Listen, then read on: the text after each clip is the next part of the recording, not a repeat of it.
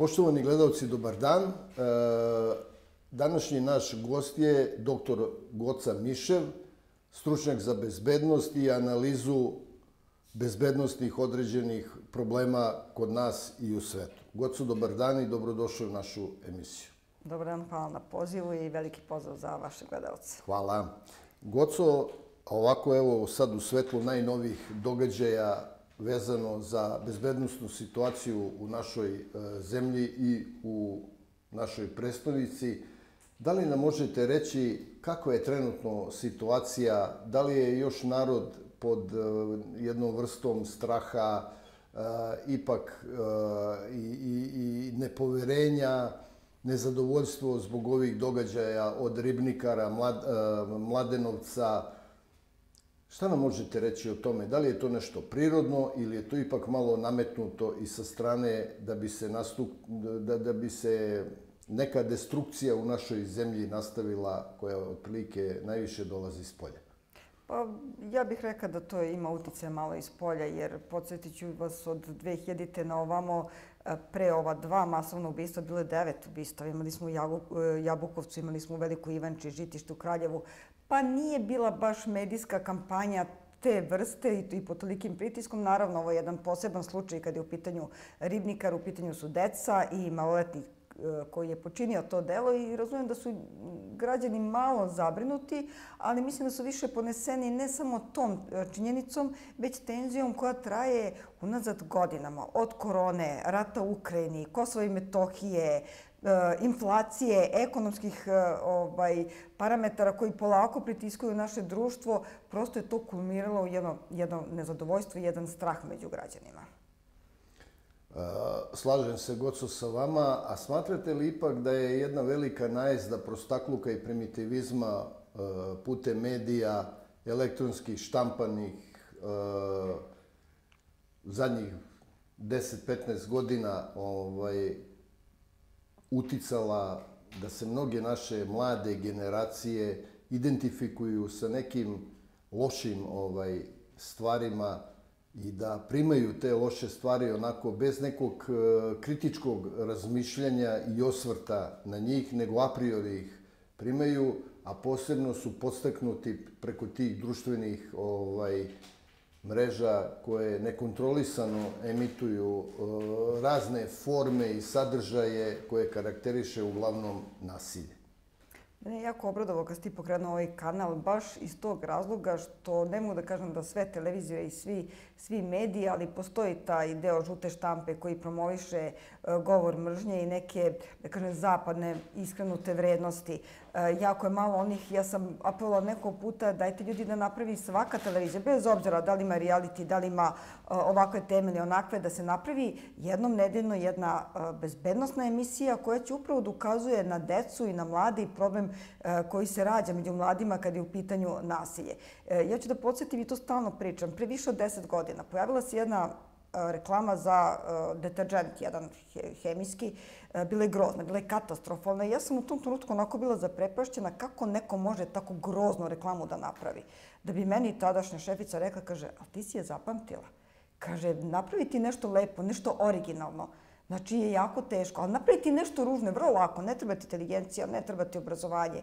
I kod dece koje još nisu, da kažem, formirala to kritički način razmišljanja, čiji se u stvari karakter još uvijek formira, vrlo lako i vrlo se primaju takvi načini, takvi modeli komunikacije koji su jako ružni. Znate, svi smo čuli ko je Boki 13, ko je Adil, svi oni su ili transvestiti ili su iz LGBT, znači sve ono nešto što onako prosto ljude zaprepašćava, plaši, izbunjuje i nekako se to jako brzo primilo kao ono seme kod dece. A društvene mreže koje nemaju nikakvu kontrolu od pojedinih youtubera, influencera, tiktokera, mislim, to su sve nazivi za koje ti i ja nismo ni čuli, to je savremeno, a deca rastu sa time. Ja verujem da većina roditelja, sad kažete šta je trolovanje, šta je bagovanje, ne znaju, a decima je to svakodnevna komunikacija koja služi za nasilje, za govor mržnje, za svađe. Tako da plašim se da ovo što se desilo u stvari samo jedan talas koji je pokrenut, kako si ti sam rekao, zadnjih 10-15 godina, koji je krenuo od crtaća, igrica pa nadalje. Ja sam uvijek bio stava da decu do određenih godina života možeš lepo vaspitati, zato što sam neko svoje mišljenje bazirao pre svega na dosta pročitanih knjiga profesora Jerotića i nekih drugih istaknutih psihoterapeuta koji su se bavili adolescentskim problemima. I profesor Jerotić pokojni je u jednoj emisiji rekao da je najefikasnije dete vaspitavati do njegove 7. godine života. Do tada sve dete sisteme vrednosti koje primi i prihvati od roditelja i određene druge sadržaje, da li su oni literalnog karaktera, muzičkog, sportskog, nebitno, to će nositi sa sobom za ceo život. Posle toga nastupaju problemi. Znači, ako se zakasni do tog perioda, od 15. 18. godine dete se ne može vaspitavati. Ja mislim da je tu raskorak jedan loš napravljen i da zbog toga ceh plaćamo. Da li to naši roditelji su u stanju da prihvate? Jer naši pojedini roditelji, ja sam imao dete, imao kad je bilo normalno, kad je bio mlad, to sam hteo da kažem, išao sam na sastanke, mogu vam reći da su moji utisci iz tih roditeljskih sastanaka očajni, da su roditelji mnogo gori nego deca. Ja sam to isto, apsolutno, ja to kažem razrednim starešinama moje dece, vi nemate problem sa decom, imate problem sa roditeljima. Jer kako kažem, u naše vreme smo mi dosta bili prepušteni i samom društvu i vaspitanju, u škole imali vaspitnu ulogu, bilo je drugačije vreme. Sada nekako roditelji gledaju da zaštite, sve im je dozvoljeno i a priori veruju svom detetu. Nešto kad kažete, ali vaše dete laže, roditelj to odbija i naput brani svoje dete, kao da će to njegovo dete biti ne znam ni ja šta. Ali činjenica je da do 7. rođena, kako ste vi rekli, prave se temelji za pravo vaspitanje. Nauka je to apsolutno rekla. Ali danas roditelji rade po 1-2 posla. Znači radno vreme od 9 do 5. Naši roditelji su dolazili u pola 4 kuće, radili su svi do 3 sata. Imali su popodne sa nama, imali su veče. Znao se neki red. Danas roditelji dolaze premoreni u trci za parama, za poslom, rade po ceo dan, pre podne, popodne, nemaju nekad i radno vreme, rade i po 12 sati, rade na 2 mesta. I šta im najlakše? Najlakše je kad pokupe tu dete iz vrtića, da mu daju mobilni telefon, da mu daju tablet, da ona igra u igrice, da bukvalno ih odvedu eventualnu igronicu da bi oni seli u kafić, tako da se dovoljno vremena ne posvećuje detetu. A dete upravo gradi svaki karakter. Kada pričamo baš o ovim masovnim ubistvima, znači isto je naučno dokazano da u stvari masovne ubice kojima je jako teško napraviti profil, jedan od, da kažem, tih elemenata koji zaista krasi masovne ubice jeste upravo neka trauma iz detinjstva. To ne znači da ga je neko a priori tuko. Znači, možda imao nedovoljno ljubavi od oca i majke, možda su se roditelji razveli, možda... To je još gore. Što je još gore. Znači, vi ne primetite da ste napravili štetu deci, jer ne razgovarate sa njima. Znate, sa decom treba razgovarati. To što vi mislite da sa 3-4 godine oni ne razumeju, njima ostaje to postaje taj temelj. Moraju da razlikuju šta je dobro, šta je loše, šta je laž, šta je istina. Jer u školi je to već jako teško. Kao što sam rekla, škola je izgubila vaspitnu ulogu, mi nemamo osnovi bezbednosti, nemamo bezbednosnu kulturu. Deca od 1. razreda ne mogu da znaju i šta je pedofilija, niti da prepoznaju neko dete koje je problematično, ko zna kakve muke muče ga kod kuće.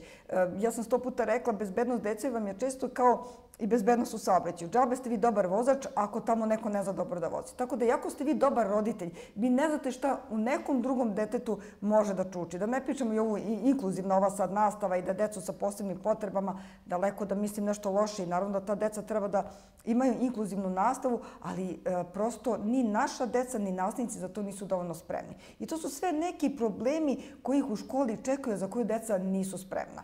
I naravno, pod uticajem druge dece i raznih psovki, zafrkancija i ono što, ja kad sam predavala recimo po školama o sajber nasilju i vršnjačkom nasilju, deci je smešno. Kažu, pa da li je moguće da se on prima? Znači, oni ne shvataju da je to nasilje, da neko možda plače zato što si ga uvredio. Što se i desilo, i sami znate, par nekih slučajeva gde su ti ljudi sa TikToka izvršavali samoubistva zbog vređanja, omalovažavanja, podcenjivanja, koje kakvih prozivki koje su doživjela, ova skoro se jedna devojčica izvršila samoubistvo, je li tako bilo? Tačno je, to je bilo strašno, zaista pod uticajem tog vređanja. Vi nikad ne znate, neko to jako dobro podnosi, neko to odgovori bez problema, ali mnogo, pogotovo kad su deca u pubertetu i adolescenciji, tad su hiperosetljivi. Dečaci i devojčice jednako, i dečaka kada vređate, isti efekat imali. Pa i mi smo imali jedan slučaj da je devojčica pretila samoubistvom, seli, razgovarali sa njom, sve je super, sve je okej, 18 godina, 3. godina srednje škole i samo šalje poruku, idem da šetam pored Dunava. Mi smo se ocekli. Zovemo majku od devojčice koja kaže, ona je punoletna, kaže, šta me briga. To je ono što vi ne znate. Vi ne znate kakvi su njegovi roditelji u kući. Da li zaista njih briga za to dete ili su se razveli, nisu se razveli, možda je otac u zatvoru, majka, ni bitno, možda su narkomani, vi ne znate. Jer, kao kažem, u neko vreme ranije uvek su naše, pogotovo bake i deke, od kojih si kuća, čiji si. Znalo si ko ti baba i ko ti deda. Danas ne znamo. Ne znamo se u zgradi. Ja ne znam svoje komšije. Vi ne znate šta to dete nosi sa sobom.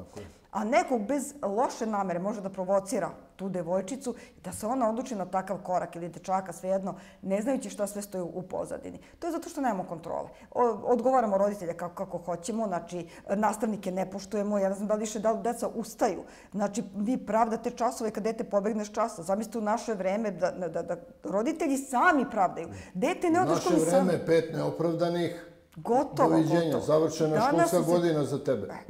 Ta prava deteta koje se na pogrešan način promovišu, prava deteta su trebali da zaštite ugroženu decu. Decu koje možda roditelji maltretiraju. Znači, ja sam protiv toga da se deca tuku, ja moje sinove nikad nisam tukla, ali mora da se zna šta je kazna. Mora da kad zabranite igrice, nema igrice dok ne popraviš ocenu, tačka. I to je taj prvo, obaveze da ispuni svoje koje ima, pa onda neka svoja prava da traži. A prava se sada zloupotrebljavaju. Sada dete koristi ta prava, ja ću tebe da prijavim Centru za socijalni rad, ne smete ništa da mu kaže. Tako da, kažem, sve to opet nalazimo u društvenim mrežama, gde su te igrice, gde su ta vređanja.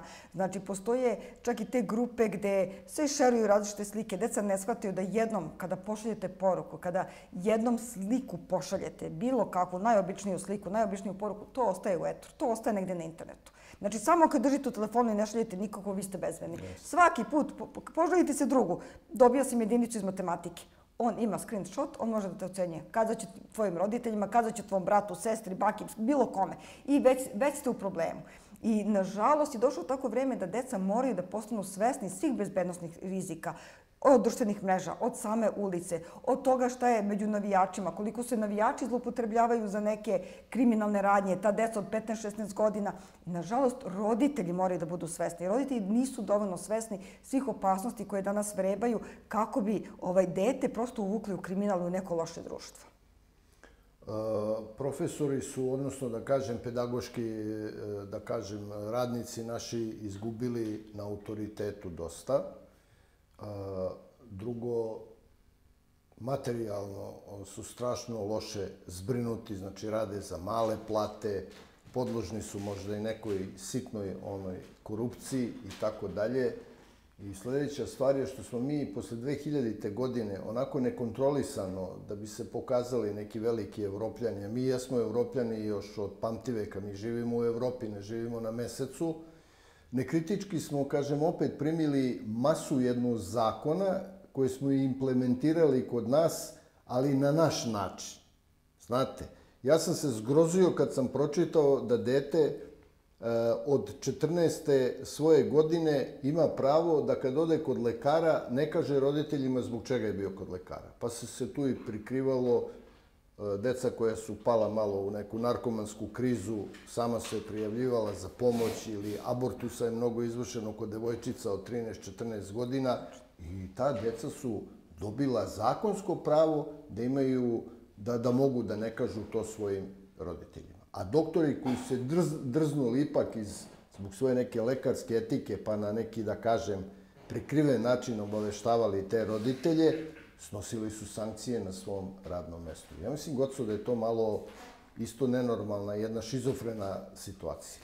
Pa jeste to veliki problem. Ja nekako, skoro je bilo, gostovala sam kad je pitaju neka pedofilija i kaže devojčica 17 godina. Pa to je devojčica, ljudi. 17, 18, 19, 20. Psihofizički nerazvijeno dete. To su još uvek deca koje nemaju ni izgrađen karakter, još su pod uticajem društva. Neko ko je sa 17 godina bio primerno dete sa 17 godina može da pada u depresiju, da prosto promeni društvo, ostavio ga dečko, devojka, šta god. Znači, to su osetljivi periodi, to su deca i tu mora roditelji da budu uključeni. Mislim, deca moraju da shvate da su roditelji najbolji prijatelji. Kakvi god da su, kako god da su. I jedini i najiskreniji. Znači, ima i svakakvih roditelja, ja kažem nekima grote i dati dete. Ali vratila bi se na nastavnike. Ja ću da podsjetim, recimo, jedno od najbezbednijih zemalja, svi znamo da su ove baltičke zemlje, uključujući, na primjer, Švedsku. Švedska je u 19. veku bila jedna od najnerazvijenijih država. Najnerazvijenijih. Kako ne? I oni su nekom svojom analizom došli do zaključka da u stvari njima fali obrazovni kadar.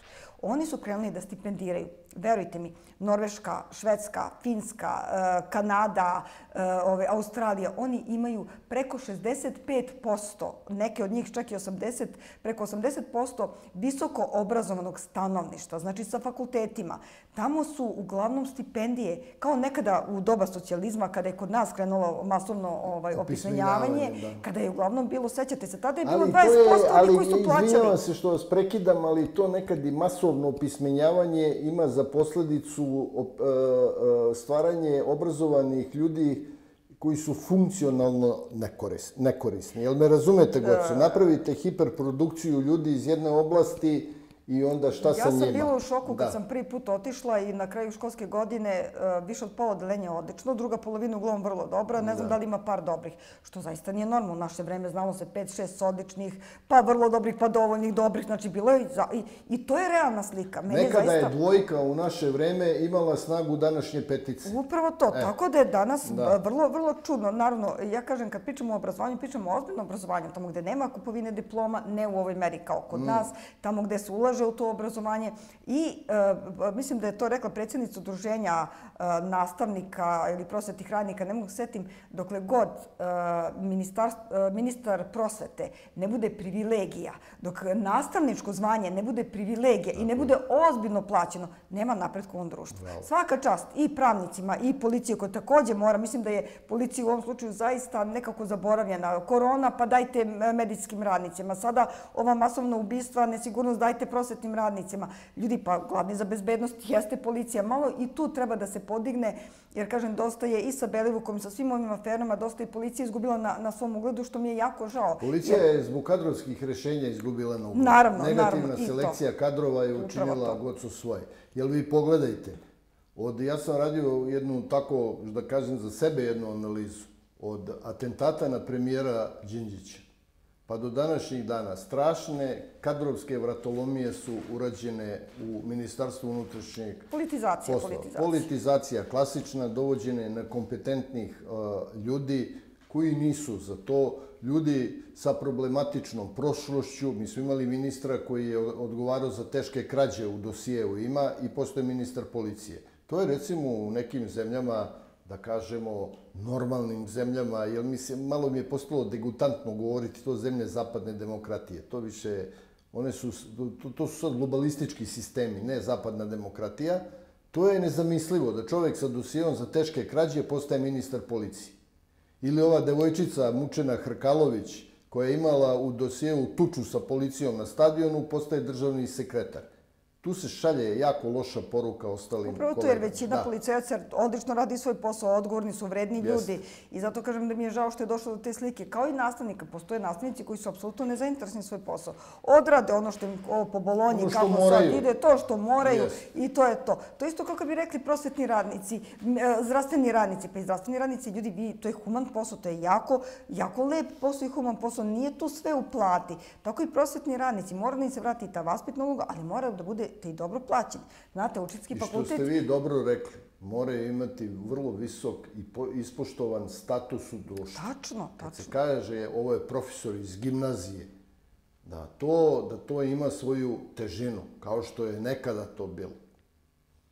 Upravo to, kažem. A ne oni danas profesori, izvinite, Goco, ne zovu gospodine profesore, nego Klempo, Ćelavi, Krezubi, i tako dalje i tako. Tako se obraćaju profesori. Ja to volim da kažem, problem nas roditelja, smo mi analogni roditelji koji vaspitavaju digitalnu decu. I sad ta deca znaju na telefonu i znaju na kompjuteru ono što mi možemo da sanjamo. I onda oni misle su mnogo pametniji. I od tih nastavnika, znate, ako on predaje tamo neki informatički smer, pa onda je sposoban, on bi imao svoju IT agenciju ili firmu. Tako da deca mnogo misle da su pametnija sada i od nastavnika i od roditelja, zato što postoji taj neki deo nepoznanice za nas roditelji i samim tim pali i poštovanja. Ako oni ne poštuju roditelji, pa neće poštovati ni nastavnike, neće poštovati ni komšiju. I to je to, nemanje vremena. Ja samo setim kada dođem s posla, kako dete dođe iz škole, mi učimo matematiku, učimo fiziku, ne može dete da postane, oni su preopterećeni. U naše vreme uzmeš najboljeg drugara iz razreda koji zna matematiku i sediš zajedno. Majka spremi palačinke, a mi ovamo vežbamo matematiku. A danas deca uzimaju profesora privatno iz geografije. U petom razredu deca imaju između 3 i 5 privatnih profesora. Matematika, fizika, nemački, engleski, sve živo, da bi bili odlični. Znate koji je to pritisak na dete? Znači, pored škola, ono što sluša, on mora i popodne da ide i onda još i da vežbe i da radi. I njemu ceo dan, kad će da bude dete? Kad će da bude dete? A da ne pričam, da idu na plivanje, na karate, na balet, već što devojčice vole. Znači, deca su danas i preopterećene. A kažem, roditelji umjesto da se bave vaspitnim radom, bave se obrazovnim radom, uče sa njima matematiku ili im plate čas. Znači, vi opet niste 2 sata sa detetom. Sa vašim detetom je neko drugi koji je usmeren ne na to da li se vaš sin pravilno izražava, da li vaš sin rekao hvala kad se završio čas, nego da li je dobro radio zadatak iz matematike. I to je ta problematika, što roditelji nisu dovoljno posvećeni deci, škola više nema vaspitnu ulogu i onda dolazi da deci mnogo lakše, znači da nauče neku foru, neku igricu i vi na igrici kako pobedite, vama adrenalin raste, vi ste odmah nagrađivani, znate. Sine, ako budeš odličan, dobit ćeš bajs. Jo, koliko on ima da uči da je bio odličan dok dođe kraj školske godine. A u igrici vi odmah prelazite sljedeći stadion, dobijate nagrade, dobijate veći nivo. Tako da je jako teško u današnje vreme prvo razumeti decu, posvetiti se deci, da bi sprečili upravo to, da oni krenu u te loše vode.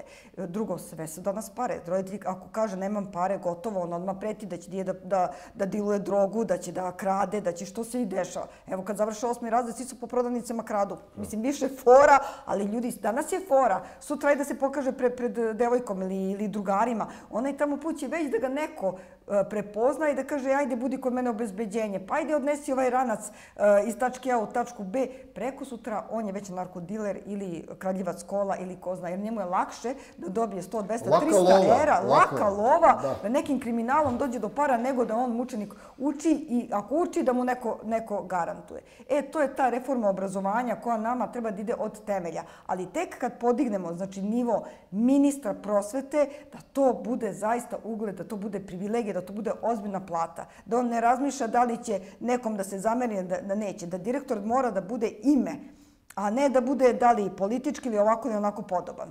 Tako da kažem, to je i već jedna široka tema i o kojoj možemo i satima i satima. Ne, ja mislim da je to, da te probleme možemo kao društvo, ako postoji pameti, vrlo efikasno rešiti. Što vi kažete, ministar prosvete ne mora da bude delegiran iz neke političke partije, nego upravo na bazi svoje neke stručnosti, znanja i nekog backgrounda koji on ima, znate, pa da vi znate o kome se radi. Danas je Milu Lomparu zabranjeno da se pojavi na medijima sa nacionalnom frekvencijom. Čovjek koji je pedagog, najveći po meni živi srpski intelektualac i još masa takvih ljudi koji mogu biti od velike koristi na takvim mestima. Poštovanje za Branka Ružića, ali on je političar. Taj dečko nema dana radnog staža nigde. On je od završetka svog fakulteta u politici. Jel me razumete, Gocu, šta hoću? Ja ne personalizujem stvar, nego hoću da kažem da morate dovesti ljude. Sećate se samo filma Šešelj Koste Vujić. To treba da bude primjer kakvi ljudi u prosveti trebaju da rade. Jel me razumete? To je ta matrica. A ne da li on, ajde sada podelimo političke funkcije, prema tome u kom je odnosu, u procentualnom odnosu koalicija i tako dalje. To su velike greške. Postoje težnje vlade, zaista ima i tu nekih ljudi koji su van politike, pa i sama premijerka nije bila član stranke, tako da su postoje te tendencije i to mi se sviđa. Samo da se nastavi u tom pravcu i da se izaberu pravi ljudi na prava mesta. Stručni, kompetentni ljudi. Znate, mislim, mnogo malo osadimo na nauku. I kad je bezbednost u pitanju, i kad je odbrana u pitanju, mora mnogo više na nauku. Znači, postoje ljudi koji su priznati u svetu, ovde kod nas nisu priznati. To je problem. Ja kažem, vi ne mora budete doktor nauka. Naprimjer, vi imate eminentne stručnjake koji predaju na Harvardu, na nekim fakultetima, čak i naše Srbe koji su tamo dobili različite zvanja, nisu doktori nauka, ali su svojim radom i svojim naučnim doprinosom dostigli neki rejting i da se njihova, ipak, kako se zove, reč pošta. Pa pogledajte Henry Kissinger, koji je baš onako... 100 godina. 100 godina čovjek ima, ali on je ovo u Ukrajini predvideo odavno. On je prvi kritič i bio je, znači, i savjetnik jednog predsjednika i drugog, i sekretar državni. Ba ime u svetu svetske diplomatije. Ali ime u svetu kome niko. Znači, on nije smenjen zato što je rekao nije dobro što Amerika nameće neoliberalizam i demokratiju. Nikad u životu mu to niko nije zamerio. Zato što stoji ime iza njega. Kad ovdje budemo imali ime, pa onda nije ni bitno da li kritikujete televiziju, da li kritikujete vlast, da li kritikujete opoziciju, jer svi mi zaslužujemo kritiku, ja prva, ali bitno je da to ima težinu, da to bude argumentovano, da vi znate sa čime raspolažete. Znači, ako smatrate da u školi treba da se promeni nešto, da mora da stojite iza, mora ozbiljan rad iza vas da stoji. Apsolutno. Slažem se sa vama, Goco, i nadam se da će biti u ovoj zemlji pameti da se krene putem profesionalnih kompetencija i da će to dati jedan rezultat. Pa ako mi ne možemo nešto pogledati, što bi rekli ljudi preko tarabe, kako je to komšija neki uradio, to figurativno kažem, kako je to urađeno u nekim zemljama sa visokim stepenom postignutih rezultata u sferi obrazovanja, kulture, nauke i tako dalje. Ja stvarno nemam ništa protiv toga, ali recimo zameram javnosti što se velika halabuka digla na MUP zbog ovog masakra u Ribnikaru i u Mladenovcu. Evo, ja sam, Goco, radio 30 godina na krvnim deliktima.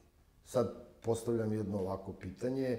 Kako sam ja, na primjer, evo da sam sad radio, da sam još u radnom odnosu, mogao doći kao pripadnik odeljenja za suzbijanje krvnih i seksualnih delikata da neko dete koji nema još 14 godina, koji je odličan đak, koji potiče iz neke porodice koja ima status u ovoj društvenoj zajednici, da on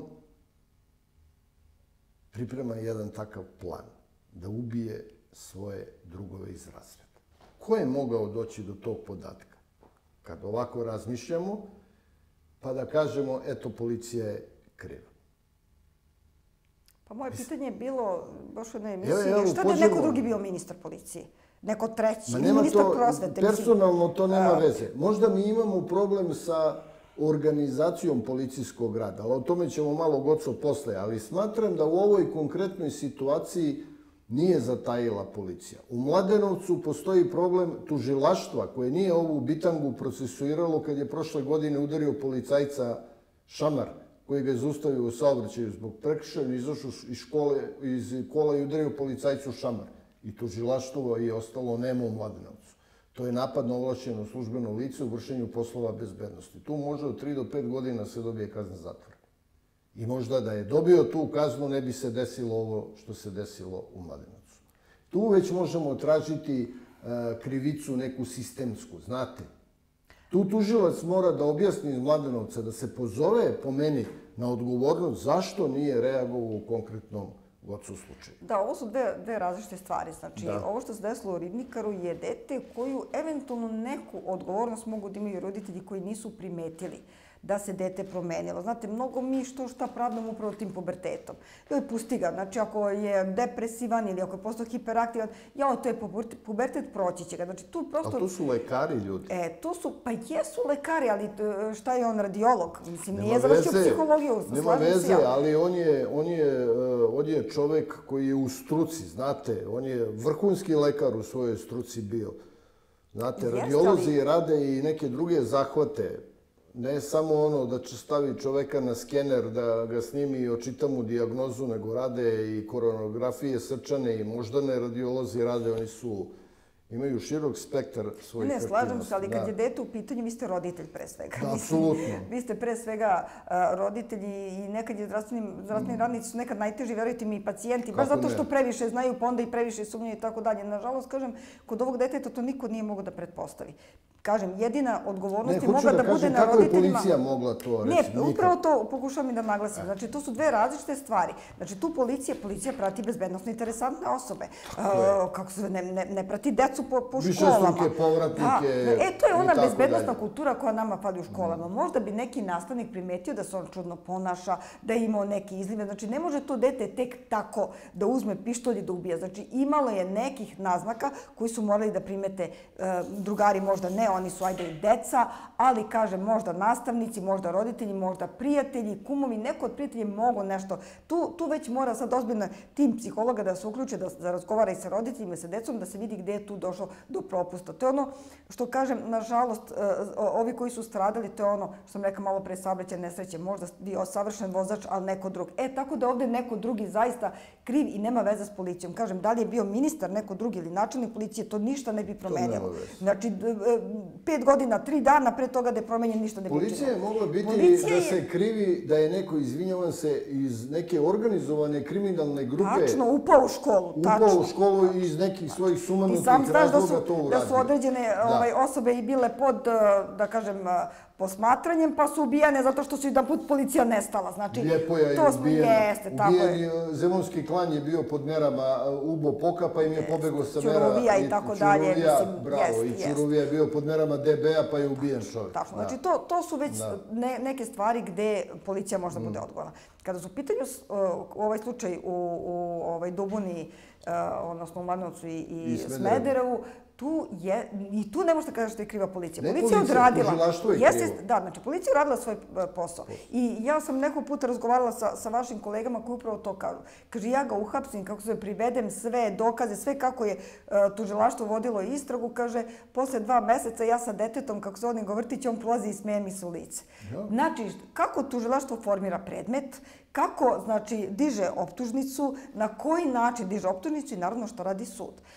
Po meni, zaista, kad je u pitanju naše sudstvo, iako su zakoni dobri, prosto se mnogo više ide na uslovne kazne, na novčane kazne. Na nogice. Znači, na nogice. Pa ljudi, nama, onaj ko je silovan, izađe posle toga i ponavljam. Znači, vi imate u 70% do 80% slučajeva silovanja gde su povratnici. Višestruki povratnici. Da. Drugo, tamo gde su deca, recimo, gde je maloletna delikvencija u pitanju, pa ga bacite u zatvor, nije ni to pametno. On se tamo udruži sa mnogo većim kriminalcima. Tamo se školuje. Još se školuje dodatno. Znači, tu postoji taj disbalans. Tamo gde ozbiljne kriminalce treba da kažnjavamo, oni ostanu na ulici ili budu pod uslovom i to se dešava.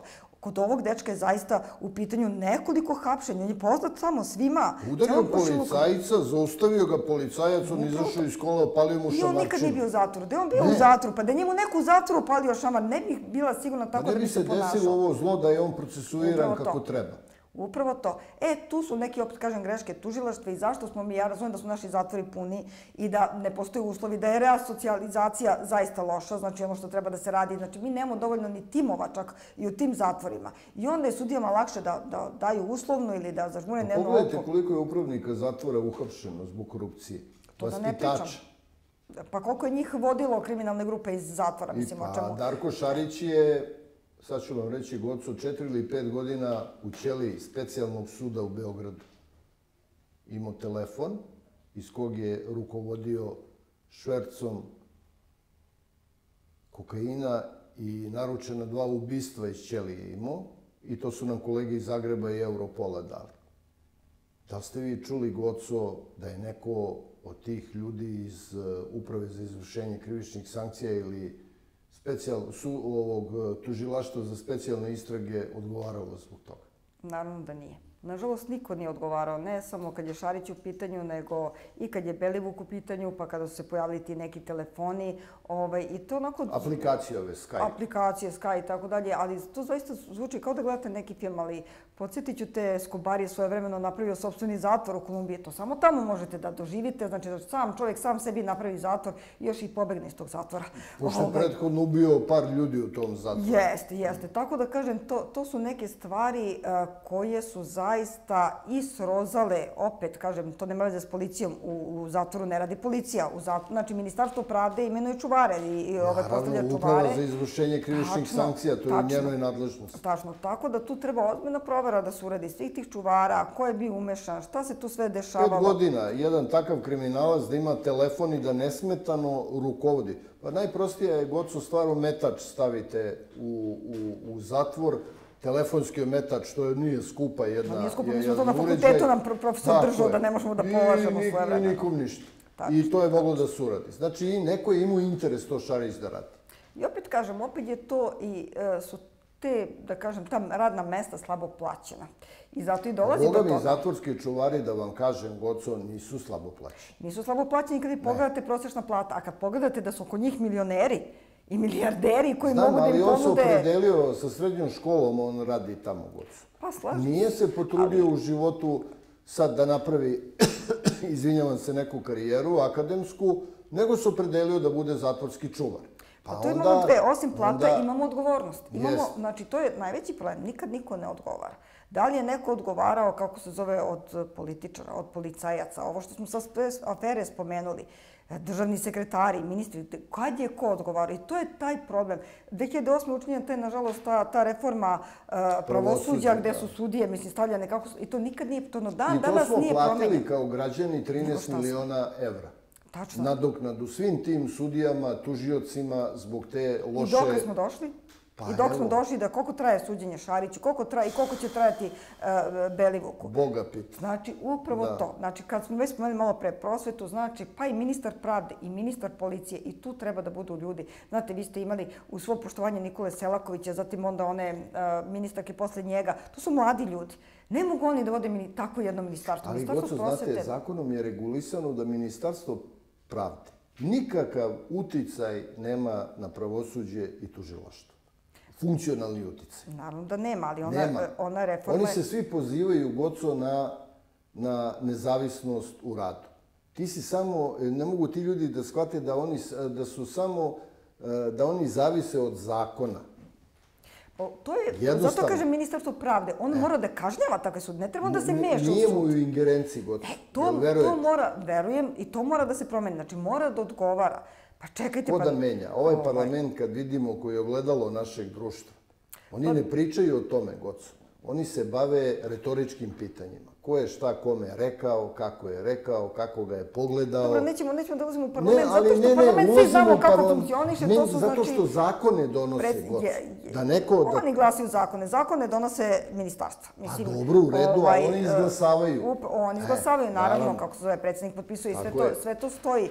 Ali ne možemo da shvatimo naš parlament kao neko mesto gde u stvari mora doći do ozbiljne reforme. Mora. Naravno da mora. I opet mislim da je parlament bolji nego 90-ih, tamo ako se polivali vodom, opet možda da čujete tu i nekad neke pametne stvari. Imali smo, Gocu, skoro u ovom parlamentu da su fizički nasrnuli na predsjednika Republike. To se nikad nije desilo. Ima i toga, ima i vređanje između sebe. Znam prijatelje koji su narodni poslanici da svašta doživljavaju, ali opet kažem, to imate svuda, to nije samo karakteristika Srbije, ali opet mislim da su ministarstva ta koja, i pogotovo ministar koji treba da postavi odgovorne državne sekretare, ozbiljne, vi imate isto reformom, to je bilo isto pre nekih 15 godina, da vam pomoćnici ministra imaju veću platu od ministra. Ali, Goco, zašto ne može, evo sad, ministar pravde da izađe i da kaže podnosim neopozivu ostavku zato što nemam nikakvog uticaja na rad pravosuđa i tužilaštva. Zakonski, eto. Jednostavno da podnese ostavku. To bi mnogo skrenulo, dalo bi veliku pažnju u javnosti i onda drugo, Goco, vi pogledajte kako ulaze poslanici u parlament, preko lista. To je po meni zabrinjavajuće. Morate personalno da dođete pa se vi predstavite. Ja sam Gordana Mišev, doktor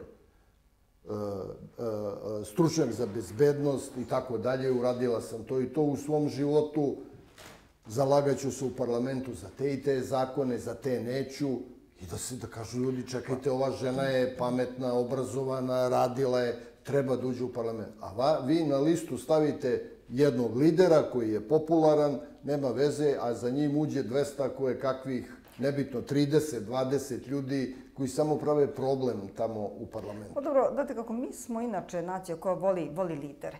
Znate, od Tita, Miloševića, danas do Vučića i zbog toga se to radi. Znači, meni 100 puta je onako smešno kad kažu da smenimo vlast. Vi kad smenite vlast, vi ne možete promenite narod. To je u našem narodu tako. Mi volimo te jake lidere. Ja često kažem da nam treba čobani, da smo kovce. Ali ajde da se vratimo. Mislim, to nije za njih par godina.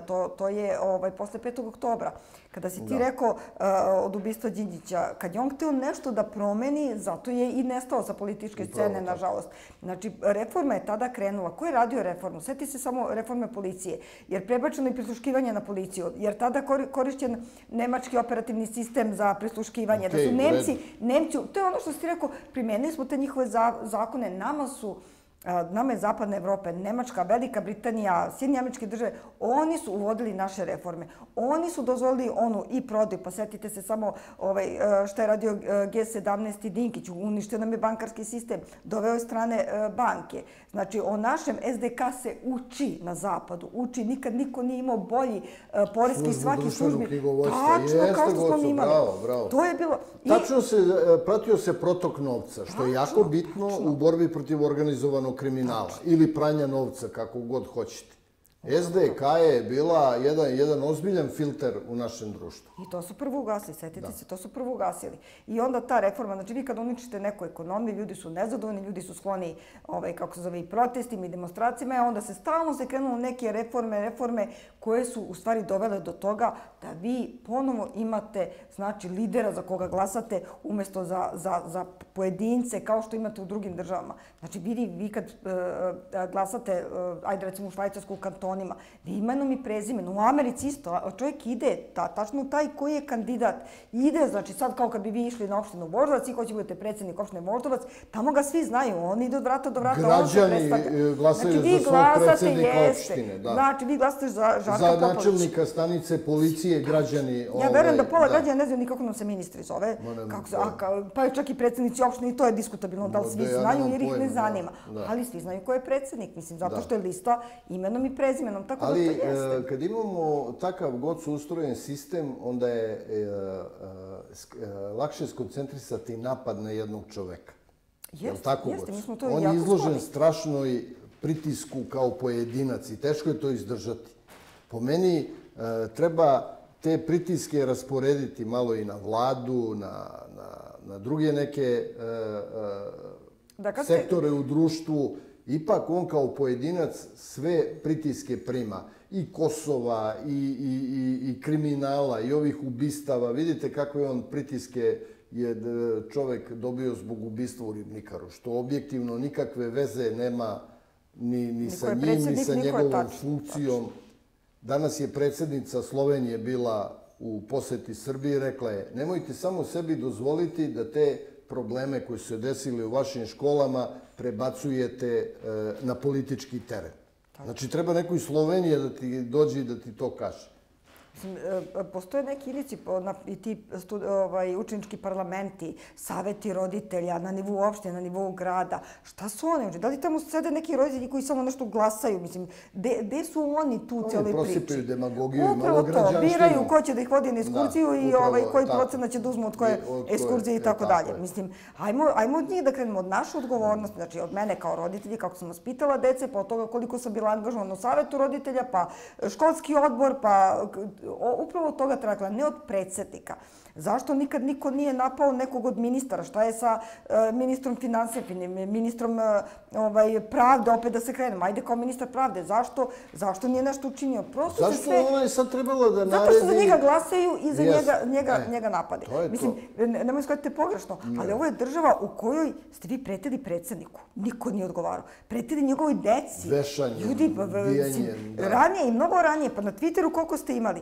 I sada kada je neko uhapšen, ne znam, 3 dana je dobio neki novinar zato što je nosio na njegovu lutku, sad je to afera. Znači, on neko hoće da hapsi i onda se vi čudite zašto onda dete, ako može se preti predsjedniku i njegovom detetu, zašto ne može neko dete da preti bilo kome? Bilo kome. I meni, i vama, i nekom novinaru ili bilo kome. Pa evo, pogledajte, Goco Đinđić je medijski prvo pripremljen, pa odstreljen. Ali je medijski kampanja je trajala ozbiljno. Stravična. Zadnjih mjesec dana njegovog života, ja kad smo radili akciju Sablja, pa sam između ostalog uzeo to malo da pročitam, ne bili nešto odatle izvukao nešto, pa to su strašne stvari bile. On je medijski pripremljen zadnjih mjesec dana, eto, bukvalno stvorena je takva slika u javnosti da to nikakav nije greh njega ubiti. Razumete, Goco? Jedna totalno inverzija tog čoveka je urađena i desilo se šta se desilo. I posle kreće ono licemerije, 500.000 ljudi na sahrani, jao, Zoki, jao, a dok je bio živ, te lopov, te ovo, te ono, pa mislim užas. Mi smo Srbi, pokojniku sve najlepše. Upravo tako, ima i film snimljen na tu temu, tako da... Ali ja mislim da smo mi nešto naučili o tome i da je, barem što se tiče policije i bezbednostne službi, da su sve ove atentati koji su pokušani od 2013. 14. pa na ovamo, ipak shvaćeni mnogo ozbiljnije nego oni atentati koji su bili na Đinđića. I naravno da je krug ljudi koji treba da obezbeđuju i predsjednika i premijerku, da su to ozbiljni ljudi koji prolaze ozbiljne bezbednostne provere. Da, ali ljudi oko njih koji štite, oni su ono što bi rekli zadnji prste. Njih treba obaveštajno i kontraobaveštajno štititi. Tu služba mora da bude neprikosnovena. Znači, obaveštajne i kontraobaveštajne službe daju bezbednost predsjedniku, premijeru i tim visokim zvanicama. A ovi momci što idu oko njih, eto, oni su tu ako dođe baš do one najekstremnije situacije da se podmetnu kao što je Milan Verujević bio kad je teško ranjen prilikom atentata na Zorana Đinđića. Iako smo mi iz naše uprave kriminalističke policije, konkretno odeljenja za krvne delikte, dali operativni podatak Miletu Novakoviću, Uročku Miloviću da se sprema atentat na Đinđića i ko ga sprema, oni su se, Goco, da izvinete, sprdali sa tim našim operativnim podatkom.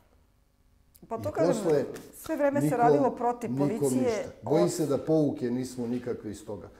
Goco, ne zaboravite, imamo terorističke akte u Beogradu od ubistva Pavla Bulatovića, Žike Petrovića, Branka Bulatovića, Radovana Stojičića, Badže. Naša 2 policajca s krvnih delikata su likvidirane iz zasede, Goco. Ali vidite što se sad radi? To je teroristički Goco akt. To su teroristički akti koji su se tada na taj način sprovode. A šta sada rade? Sada imate proteste gde se traži da se upravo ljudi iz bezbednosti sklone. Znači, koliko sam ja shvatila, ovi protesti sada traže smenu Gašića i smenu Vulina. Znači, najvažniji ljude trenutno kad je bezbednost u pitanju, direktora BIA i ministra policije. Koji nemaju ni objektivnu ni subjektivnu odgovornost za ova 2 događaja. Nemaju. Znači, ako neko misli da to zaista građani misle, a ne da je to neki nalog preko, jer ne mogu kao do sada da ih skidaju na ulici... Došli smo sad u krucijalnog pitanja, Goco. Posledice ova 2 događaja su izazvale ove kvazi neke demonstracije, neke nebulozne zahteve i tako dalje, posljedice. Zato ja smatram, ne znam koliko ćete se vi, Goco, sa mnom složiti, ja sam u nekoliko emisija gde sam gostovao na nekim televizijama i prvog dana, posle ovoga i posebno ovog događaja u Mladenovcu, rekao sam da ova 2 dela moraju se staviti u kontekst terorističkog akta. Zašto? Zato što je, Goco, terorizam za posljedicu ima širenje straha, netrpeljivosti, nesigurnosti i nepoverenja u rad službi bezbednosti. Svi ti ciljevi su s ova 2 akta ostvareni. A posljedice njihove zloupotrebljavaju neprijateljske obaveštajne službe prema našoj zemlji, želeći ovde, verovatno, Goco, po mom nekom skromnom mišljenju, da naprave incident poput Majdana i tako dalje, a sve da bi se oslabila pregovarački položaj Srbije u odnosu na Kosovo. Da li se, Goco, slažete? Apsolutno. I meni je drago što si to rekao, jer stvarno kažem da gledate širi kontekst. Znači, s ove strane te teroristički akti, s ove strane Kosovo u isto vreme. U isto vreme je sve to. U isto vreme se to dešava, da ne pričamo ovo sad, ovaj upad policije Kosova na teritoriju Srbije, koji je također teroristički akt. Zamislite sad da vam dođu iz Bugarske naoružana policija ili da mi upadnemo u Bugarsku ili bilo koju zemlju. I to u dubinu teritorije dođemo. Upravo to, pogotovo što je tamo zaista koncentrisane naše snage. Meni je žao, znači ja kažem, ljudi, razmislite o tome. Kada se dešava ovako nešto na Kosovu, kada su ljudski životi dole ozbiljno ugroženi, policija mora da se bavi ovde protestima i da ne dođe do incidenata umjesto da se skoncentriše dole na onaj problem. I to je to. Ovo sve liči na onaj čuveni Majdan, znači u Ukrajini, liči na 5. oktobar, liči na Gruziju. To su sve države koje su pre rata... Ista kuhinja. Ista kuhinja, to je isto, mislim, prosto copy-paste priča. Znači, dok se ne stave podobni, oni znaju da na izborima ne mogu dobiti. Vi nemate nijedan zahtev neki poseban. Koliko sam ja shvatila, predsjednik je pozvao nekog puta na razgovor. Kažite ljudi, recite šta želite sem s mene, koje nema nikakav pravni osnov, nema nikakav logički osnov, to što traže. Predsjednik Srbije ima legitimitet 60% građana. Upravo to. A samim tim i njegova ta koalicija politička koja vodi ovu zemlju puni legitimitet ima od naroda. Jel' tako? Da. Mene zanima ko je platio te bedževe koji se nose, ko je platio te transparente. Da li zaista građani misli da su kao pojedinci neko izvadio pare pa ištampo bedževe za sve? To je poraškalna priča. Znači, ko je platio tamo neko ozvučenje, ko je platio tamo gde govornik je, mikrofon, neko je to platio. Ako ljudi zaista misle da su se oni spontano okupili zato što je neko pustio, kako se zove, neku poruku na Fejsu i na društvenim mrežama, ajmo da su svi masno. Pa nije to baš tako. Nije to baš tako i vidite kako se polako i neki glumci, neki poznati pevači tamo pojavljaju. Prosto vi vidite da je to orkestrirano, da je to uigrano i ozbiljno organizovano. To su oni pevači i glumci koji zadnjih 15 godina pričaju da je u Srebrenici izvršen genocid. A nemaju pojma ni šta je genocid, ni šta je radnja izvršenja krivičnog dela genocida, nemaju pojma, nego mlate onako praznu slamu zato što je to neko tražio od njih da kaže. I opet vraćamo na odgovornost. Da li je neko odgovarao za to što je davao takve izjave? Ne. Nikad niko. To je taj problem što kod nas taj sistem odgovornosti nema. U Beogradu možeš raditi šta hoćeš, pričati šta hoćeš, praviti vrlo loše neke stvari. Ja sam rekao da je posle Zagreba Beograd jedno od najjačih ustaških uporišta na Balkanu. Po političkim stavovima. Jel kako vi možete u Beogradu apsolutno imati isti politički stav kao što ga ima Zagrebački jutarnji list i koje kakvi njihovi tamo fantomski mediji koji su opterećeni našom državom, našim nekim problemima, našim predsjednikom, našom vladom i generalno svim nekim stvarima koje se dešavaju u ovoj zemlji. Čak šalju neke svoje profesionalne protestante ovde, ne mislim ove verske protestante, nego pogrešno sam se izražio, ljudi da učestvuju u demonstracijama u Beogradu. Pa su došli iz Hrvatske. Mesto lepo, persona non grata, da dobije odmah zabranu ulaska u Srbiju narednih 25 godina i završena priča. Šta bi se desilo da je neki Srbin, Beogradin, bio na nekim protestima u Zagrebu? Bio bi mrtav tamo na licu mesta. Budite ubeđeni u to. Ma mrtav, kakvi uhapšen. Ali kažem, to su ozbiljna operativna dejstva kontraobavještajnih stranih službi, pre svega Britanije, ti to bolje znaš od mene, da se to ozbiljno radi, ta priprema traje godinama. Samo kažem, pitanje je samo da ostane sve mirno, da ne nastane neki incident. Ne smemo samo da nasednemo na te provokacije i mi moramo da idemo u susret problemu. Ne problemi nama da dolaze, nego mi da krenemo malo u susret Goco problemu. Tačno, jer vi imate demonstraciju u Beogradu, imate probleme na Kosovu. Znači, samo je pitanje dana kada će da kaže NATO i Evropska unija, vi ste nesposobni, mi treba da uđemo tu da rešamo vaše probleme. Da rešimo vaše, tačno. Vi ste nezreli i tako dalje. Tačno. Znači, u onom trenutku kad smo mi ojačali i ekonomije, ja znam da prosječna plata i dalje ne zadovoljava potrebe i onaj standard kao na zapadu, ali pogledajte vi koliko je kola, svi imaju i telefone, svi imaju televizore, znači nije baš to toliko loše koliko se predstavlja. Pogledajte, Goco, samo turističke agencije. Sve su rasprodate, sve su rasprodate. Ja zato kažem, ovi protesti će vrlo brzo biti završeni za jedno 15-20 dana kad krenu godišnji odmori i to će već da onako splasne i tako dalje. Goco, za kraj bi vam postavio još jedno pitanje kao našem uglednom stručnjaku za bezbednost. Kako procenjujete trenutno ovu situaciju na području Rusije i Ukrajine? U kom to pravcu ide i da li će Ruska federacija uspeti da vojno porazi Ukrajinu?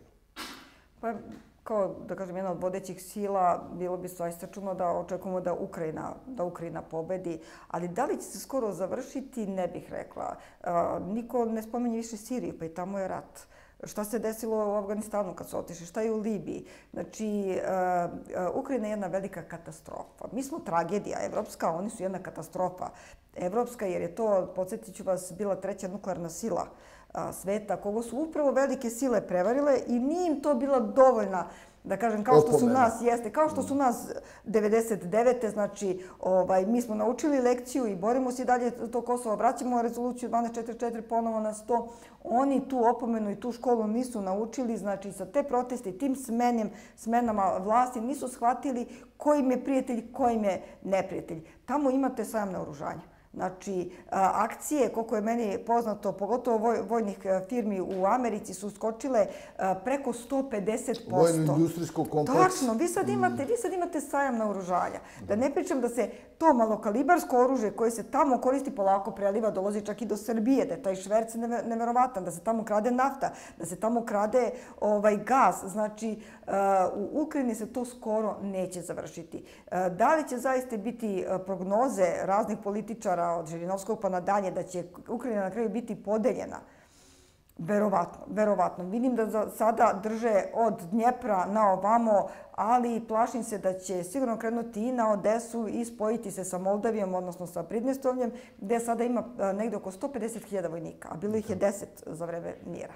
Nažalost, Putin tu mora da učini neke ekstremne poteze, kao što ih već čini, od rušenja brane, od gađanja civile, da stigne do Kijeva, da bi imao odličnu pregovaračku poziciju, kako bi učinio neke ustupke, a zadržao u stvari ono što mu jeste bio cilj, to je Krim, Donjec, Lugansk i Hersonsku oblast. Jeste i da zadrži status ozbiljne države i sile. Inače, mislim da ako Rusiji ne postignu uspeh u Ukrajini, da će biti na nivou obične regionalne polusile. To je neki moj stav. Goco, puno vam hvala što ste bili naš gost, a Bože zdravlja da se nekim boljim povodima vidimo u ovim emisijama i da ih prokomentarišemo i onako sa stručnog aspekta izanaliziramo. Goco, još jednom puno hvala. Hvala tebi na pozivu i iskreno se nadam sljedećem susretu. Hvala.